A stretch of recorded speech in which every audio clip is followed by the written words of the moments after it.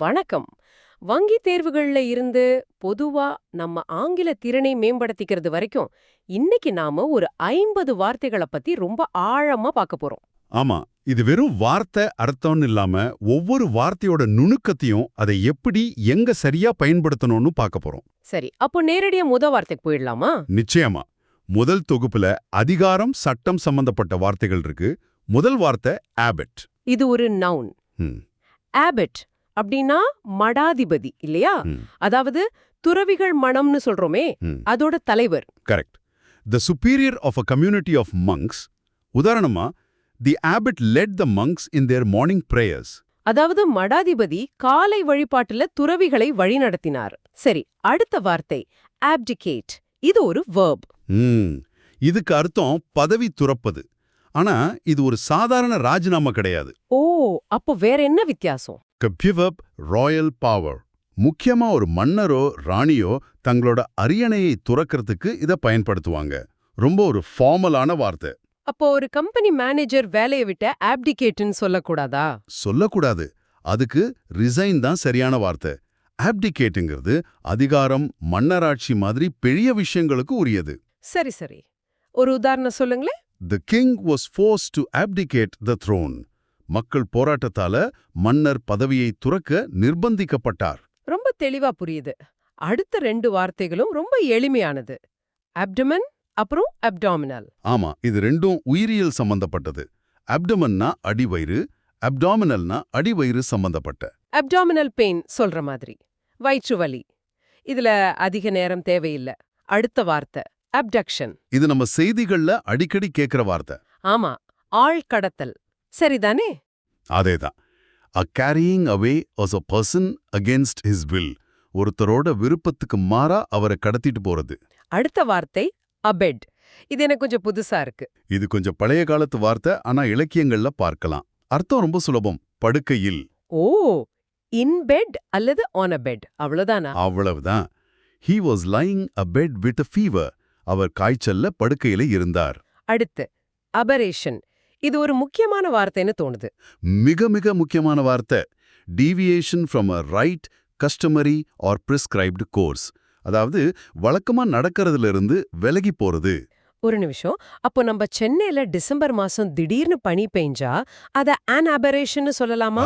மிகச்சரியான உதாரணம். அது ஒரு தற்காலிகமான இயல்புக்கு மாறான நிகழ்வு. The sudden snow in Chennai was an aberration. அருமை.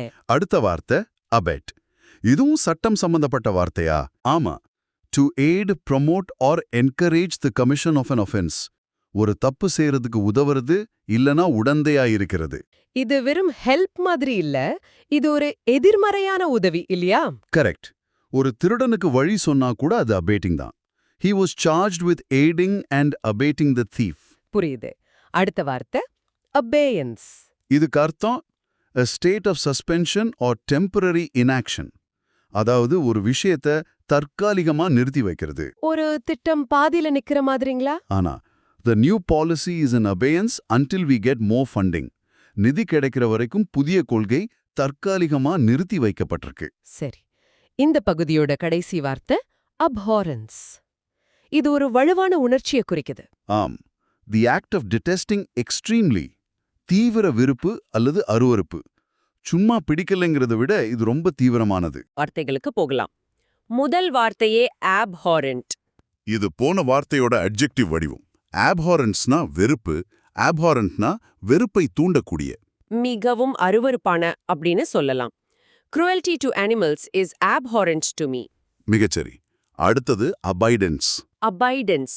இதுக்கு அர்த்தம் கடைப்பிடித்தல் தானே, ஒரு சட்டத்தையோ முடிவையோ பின்பற்றுவது. ஆமா, abidance by the law is necessary. சட்டத்தை கடைப்பிடிப்பது அவசியம். அடுத்து abject. இது ஒரு நிலையை குறிக்குது. sunk to a low condition. மிக தாழ்ந்த அல்லது பரிதாபகரமான நிலை. இதோட அடிக்கடி வர்ற ஒரு சொற்றொடர் abject poverty. கடுமையான வறுமை. ஆமா, அது வெறும் பணமில்லாத நிலையில்ல, அதனால வர்ற அவமானம், நம்பிக்கையின்மை எல்லாத்தையும் குறிக்கும். ரொம்ப ஆழமான வார்த்தை. அடுத்தது abjure. to recant, renounce, repudiate under oath. அதாவது சத்தியம் செய்து கைவிடுதல். இதுவும் ஒரு ரொம்ப ஃபார்மலான வார்த்தை போல இருக்கே. ஆமா, ஒரு கொள்கையையோ நம்பிக்கையையோ பொதுவா உறுதியா கைவிடுறது. He abjured his former beliefs. அடுத்து ஏபிள் பாடிட். இது ரொம்ப சுலபம். உடல் தகுதி உள்ள. ஆமா. Competent for physical service. அடுத்த வார்த்தை ablution. அப்ளூஷன்னா உடலை சுத்தம் செய்தல், குறிப்பா மதச்சடங்குகள்ல. சரிதான். A washing or cleansing. இஸ்லாத்துல தொழுகைக்கு முன்னாடி செய்யறது, ஹிந்து மதத்துல கோயிலுக்கு போறதுக்கு முன்னாடி குளிக்கிறது, இது எல்லாமே அப்ளூஷன்ஸ் தான். ஓகே.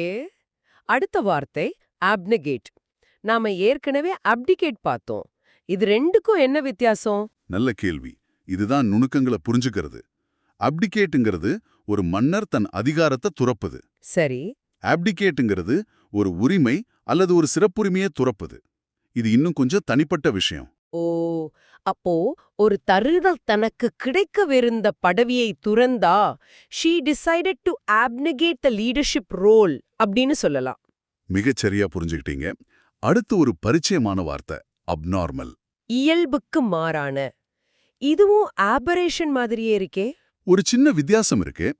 அப்நார்மல்ங்கிறது ஒரு நிலையான குணத்தை குறிக்கும். an abnormal heart rate. O, a state. ஆமா. ஆனா ஆபரேஷன்ங்கிறது ஒரு குறிப்பிட்ட தற்காலிக நிகழ்வு. an event. a sudden aberration in the data. தெளிவா இருக்கு. அடுத்து abominable அப்புறம் abominate. ரெண்டுமே தீவிர விருப்ப குறிக்குது. அபாமினபிள்னா மிகவும் வெறுக்கத்தக்க. அபாமினேட்னா கடுமையாக விருப்பது. abhorrent-ஐ விட இன்னும் தீவிரமானதா? ஆமா, இன்னும் ஒருபடி மேல. தி அபாமினபிள் ஸ்னோமேன் கூட இந்த வார்த்தையோட தீவிரத்தை உணர்த்தத்தான். சரி, இப்போ அடுத்த பகுதிக்கு போகலாம். செயல்கள் மற்றும் குணங்கள். முதலாவது அபாமினேஷன். இது போன வார்த்தைகளோட நவுன் வடிவம். மிகவும் வெறுக்கத்தக்க ஒரு செயல். A very detestable act or practice. Correct. For a pacifist, violence is an abomination. அமைதியை விரும்புறவங்களுக்கு வன்முறை ஒரு பெரும் அருவருப்பான செயல். அடுத்து aboriginal மற்றும் aborigines. ஆபரிஜினல்னா ஒரு நாட்டின் பூர்வகுடி மக்கள் சம்பந்தப்பட்ட, அது adjective. ஆபரிஜினிஸ்னா அந்த பூர்வகுடி மக்கள், அதாவது பழங்குடியினர். எனக்கு ரொம்ப பிடிச்ச ஒரு சொற்றொடர் அடுத்து வருது, above board. எனக்கும் தான். இதுக்கு அர்த்தம் வெளிப்படையான, நேர்மையான. எந்த ஒளிவு மறைவும் இல்லாம. ஆமா. without concealment, fraud or trickery. இது சீட்டு விளையாட்டிலிருந்து வந்ததா சொல்வாங்க. அப்படியா? ஆமா. கைகளை மேசைக்கு, அதாவது போர்டுக்கு மேல வச்சிருந்தா ஏமாத்தலன்னு அர்த்தம். அதிலிருந்து தான் இது வந்துச்சு. All his business dealings are above board. சுவாரஸ்யமான தகவல்.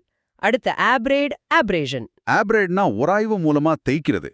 To wear away the surface. அதனால வர்றது தான் abrasion, அதாவது சிராய்ப்பு. அதேதான்.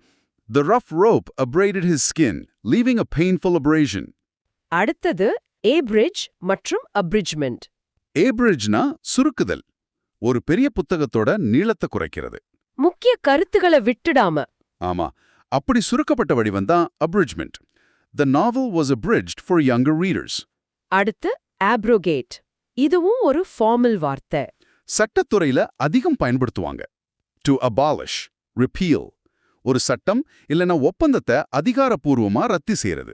The government abrogated the treaty. சரி, இந்த பகுதியோட கடைசி வார்த்தை abrupt. திடீர் அல்லது எதிர்பாராத. ஆனா இதுக்கு ஒரு சின்ன எதிர்மறை அர்த்தம் இருக்கு. அப்படியா? An abrupt departureனா எதுவும் சொல்லிக்காம திடீர்னு கிளம்புறது. அது கொஞ்சம் மரியாதை குறைவா தெரியும். ஓ, இது குயிக்ல இருந்து வித்தியாசமானது. நல்ல நுணுக்கம். இப்போ 4வது பகுதி. இதுல மருத்துவம் சட்டம் சார்ந்த வார்த்தைகள் இருக்கு. முதலாவது abscess. இது ஒரு மருத்துவ வார்த்தை. சீழ்கட்டி இல்லையா? ஆமா. A collection of pus in a cavity. அடுத்த வார்த்தை abscission. இதுவும் மருத்துவம் தான். The act of cutting off. அறுவை சிகிச்சையில ஒரு பகுதியை வெட்டி எடுக்கிறது. சரி. அடுத்து abscond. இது சட்டத்துடன் தொடர்புடையது. ஆமா. சட்டத்தோட பிடியிலிருந்து தப்பிக்கிறதுக்காக ரகசியமா ஓடி போறது. தலைமறைவாகுதல். திருட்டு பணத்தோட ஓடி போறதுக்கும் இதை சொல்லலாமா? சொல்லலாம். The cashier absconded with the company's funds. சரி. அடுத்த 2 வார்த்தைகள் ரொம்ப எளிமையானது. absence, absent-minded. Absenceனா வருகையின்மை. Absent-mindedனா மறதியான அல்லது கவனக்குறைவான. நாம எல்லாரும் அப்பப்போ இப்படி இருப்போம். ஆமா. ஒரு ரூம்குள்ள எதுக்கு வந்தோன்னு மறக்கிறது ஒரு கிளாசிக் உதாரணம். உண்மைதான். அடுத்து absolution, absolve. இது ரெண்டும் மதம் சம்பந்தப்பட்டது. ஆப்சல்யூஷன்னா பாவ மன்னிப்பு, அப்சால்வ்னா பாவத்திலிருந்து விடுவிப்பது. The priest can absolve you of your sins. மிகச்சரி. அடுத்து அறிவியல் பக்கம் போலாம். அப்சார்ப் மற்றும் அப்சார்ப்ஷன். Absorbனா உறிஞ்சுதல், ஒரு ஸ்பாஞ்ச் தண்ணிய உறிஞ்சுவது போல. ஆமா, அப்சார்ப்ஷன்ங்கிறது அந்த செயல்முறை. ஆனா இத உருவகமாவும் பயன்படுத்தலாம்.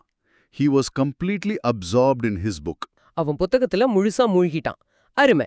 இந்த பகுதியோட கடைசி வார்த்தை abstain. To keep oneself back from something. அதாவது ஒரு விஷயத்திலிருந்து விலகி இருக்கிறது. ஓட்டுப்பதிவுல இதை கேட்போமே. ஆமா. One member abstained. ஒரு உறுப்பினர் வாக்களிக்காம நடுநிலை வகித்தார். இனிப்பு சாப்பிடாம இருக்கிறதுக்கும் இதை பயன்படுத்தலாம். சரி, இப்போ நாம இறுதி பகுதிக்கு வந்துட்டோம். குணம், கருத்துக்கள் மற்றும் கல்வித்துறை. முதல் வார்த்தை abstemious. இது abstain கூட தொடர்புடையது. அப்போ உணவு, குடிப்பழக்கத்துல தன்னடக்கத்தோட இருக்கிறவரை குறிக்குமா? கரெக்டா சொன்னீங்க. அளவோடு உண்ணும் பருகும் குணம். இதோட நவுன் தான் அடுத்த வார்த்தை abstinence, தன்னடக்கம். அடுத்து அப்ஸ்ட்ரியூஸ். இது தேர்வுகளுக்கு ரொம்ப முக்கியம்னு நினைக்கிறேன். ஆமா, dealing with matters difficult to be understood. புரிஞ்சுக்கிறதுக்கு ரொம்ப கடினமான. ஒரு சிக்கலான தத்துவம் மாதிரி. அதேதான். He gave an abstruse lecture on quantum physics.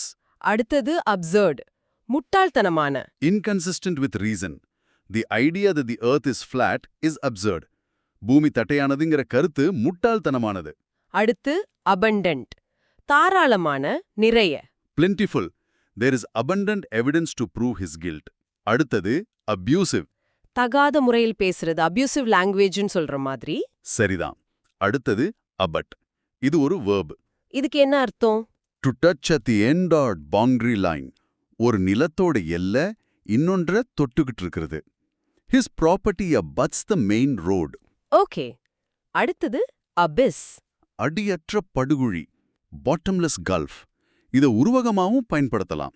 An abyss of despair. நம்பிக்கையற்ற படுகுழி. இறுதி இரண்டு வார்த்தைகள் அகடமிக் மற்றும் அகடமிஷியன். அகடெமிக்ங்கிறது adjective, கல்வி சார்ந்த. academic year, academic performance. அப்போ அகடமிஷியன்? அது நவுன். இலக்கியம், கலை அல்லது அறிவியல் கழகத்துல உறுப்பினரா இருக்கிற ஒரு சிறந்த கல்வியாளர். அருமை. இந்த 50 வார்த்தைகளையும் அதோட நுணுக்கங்களையும் ரொம்ப விரிவா இன்னைக்கு பார்த்தோம். இப்படி ஒப்பிட்டு படிக்கும்போது தான் மனசுல நிக்கும்னு நினைக்கிறேன். மிகச்சரியா சொன்னீங்க. வெறும் மனப்பாடம் பண்றதை விட இதுதான் சிறந்த வழி. உங்களுக்கான ஒரு இறுதி சிந்தனை. இன்னைக்கு நம்ம பார்த்த வார்த்தைகள்ல உங்க அன்றாட பேச்சுல உடனடியா பயன்படுத்தக்கூடிய ஒரு வார்த்தை அது. நல்ல கேள்வி. ஒரு விவாதம் முட்டாள்தனமா இருந்தா அதை absurdன்னு சொல்லலாம். ஒருத்தரோட நேர்மையை பாராட்ட above boardன்னு சொல்லலாம். இப்படி யோசிச்சு பாருங்க. ஆமா, இது ரொம்ப நல்ல யோசனை. இந்த விரிவான அலசல் உங்களுக்கு பயனுள்ளதா இருந்திருக்கும்னு நம்புறோம். இது மாதிரி தினசரி வொக்காபுலரி அப்டேட்களுக்கு ராமேக்ஸ் அகாடமியை பின்தொடர மறக்காதீங்க. மீண்டும் சந்திப்போம்.